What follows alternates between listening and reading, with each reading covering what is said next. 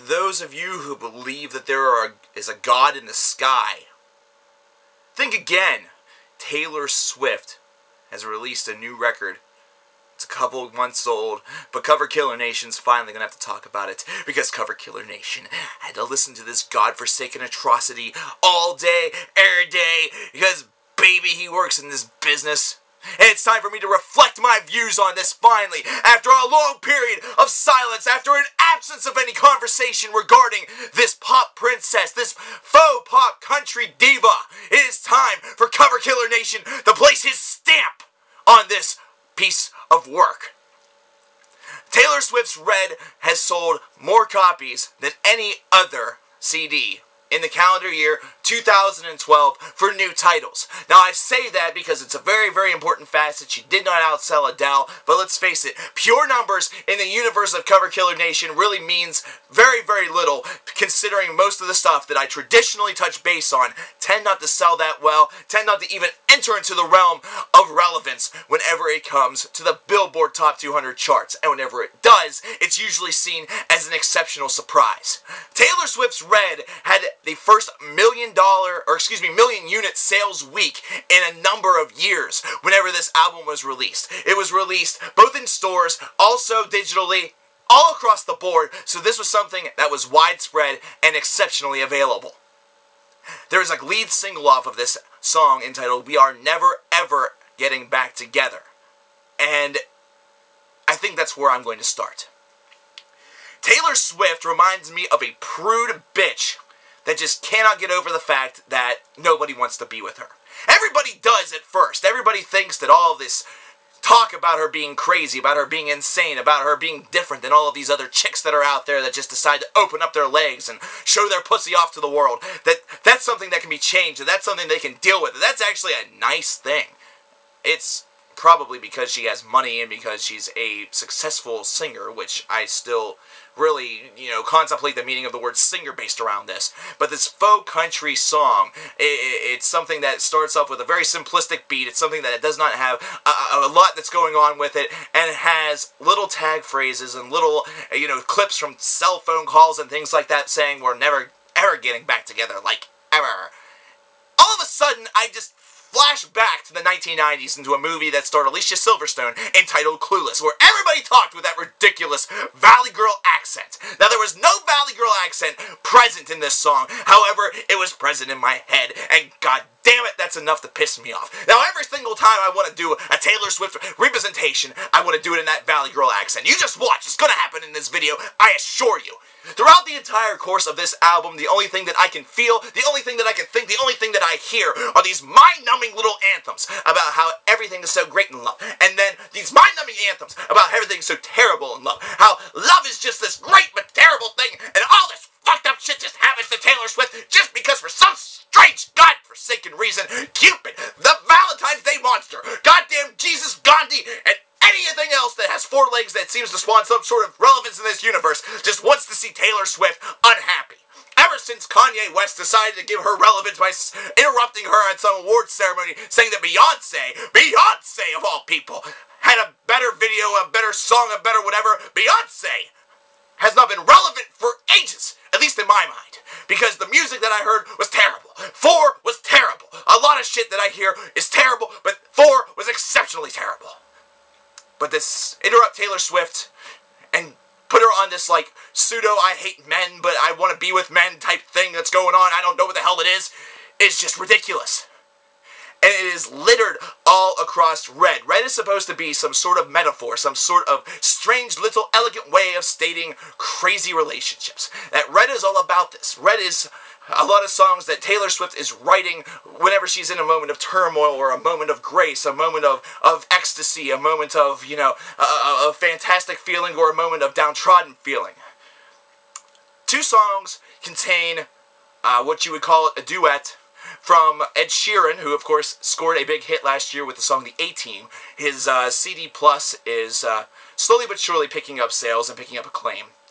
And also features a member of Snow Patrol, who had a big hit a couple of years ago in Chasing Cars.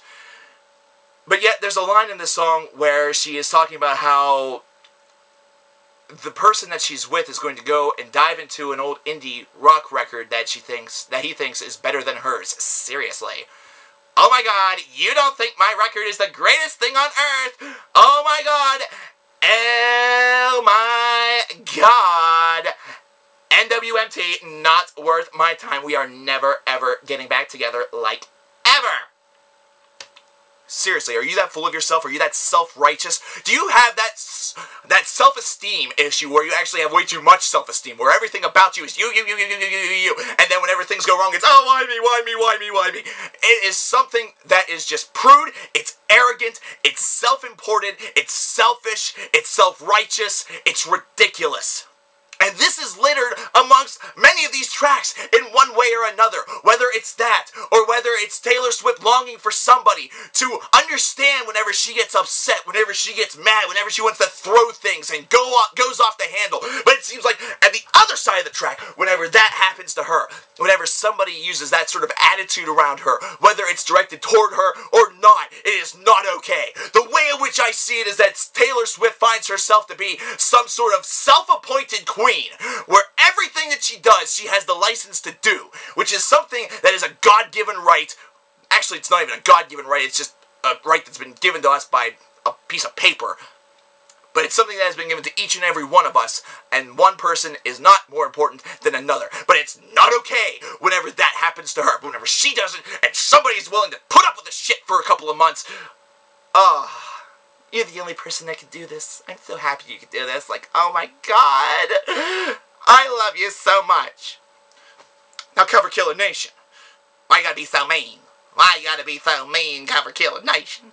Why can't you just accept this? Why can't you just accept one artist that's in the pop catalog? Taylor Swift, not that bad. She's in fact really, really good. She reminds me of someone from the downhill country that just so happened to break out into the pop scene and also the country scene. Well, she's from right here in Pennsylvania. Reading, Pennsylvania. Damn, that's a lot of country. Damn, that's a lot of representation and positive press for this fucking state. God damn it. Before Richard Nixon could say, I gotta be so mean, Coverkiller Nation, I will answer exactly why I will be so mean.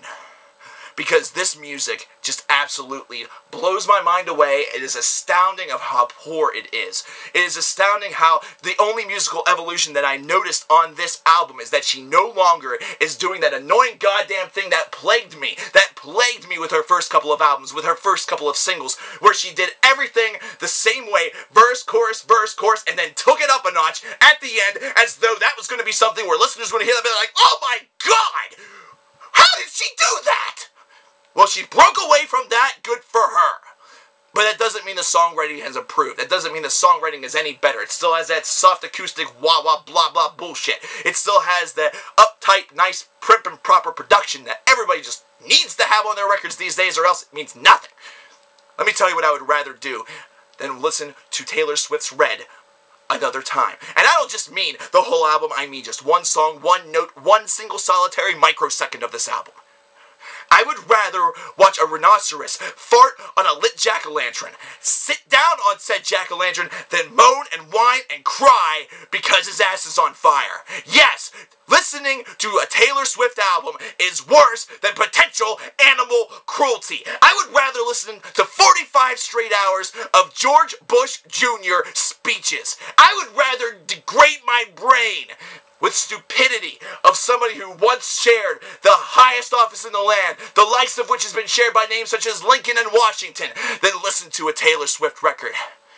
I would rather watch the Britney Spears version of the movie Crossroads again. And I am not excusing the people that forced me into watching it in the first place, while eating turtle shit as popcorn. Taylor, do us all a favor. Select somebody, get fucked, shut up. And if you don't want to get fucked by a penis, if you want to just get fucked by a couple fingers, then go right ahead and diddle yourself silly. But whenever those fingers stop satisfying, do not write a song about it, because I do not want to hear a song about you masturbating. Because that's the only thing that could potentially be worse than this bullshit, god damn it. You can write a song about me. I don't care. Write a song about the big bad reviewer that just took a shit all over your album, that just decided that he was going to go off, that he was going to care enough about your music and about your career to insult it for however many minutes that this video is. That's fine. Am I questing for that? Hell no. I'm questing for one simple idea, and that's awareness that this is an artist that is not worth a first week sale of 1.2 million records. If you have a child, I encourage you to do something I thought I would never encourage. Steer them away from Taylor Swift. Steer them toward the Justin Biebers and the One Directions, because at least those phases end. This is something that could totally interrupt their psyche and to actually stunt their development. You don't want that. I don't want that. We're all going to have to deal with it in the end. We don't want that. We don't need a nation full of Taylor Swift followers worshiping everything that she makes. We don't need the next generation to be a bunch of tight-knit, arrogant fucking pussies, man. We do not need that. Taylor Swift's Red is an album that is best used as one of three things. Either A, coaster, either B, a clay pigeon used for people who shoot their rifles, or number 3, used as a frisbee to throw at your fucking dog, but don't be surprised if he doesn't chase after it and try to catch it and use it as a personal chew toy, because I'd like to believe that even dogs have better taste than Taylor Swift fans. The end.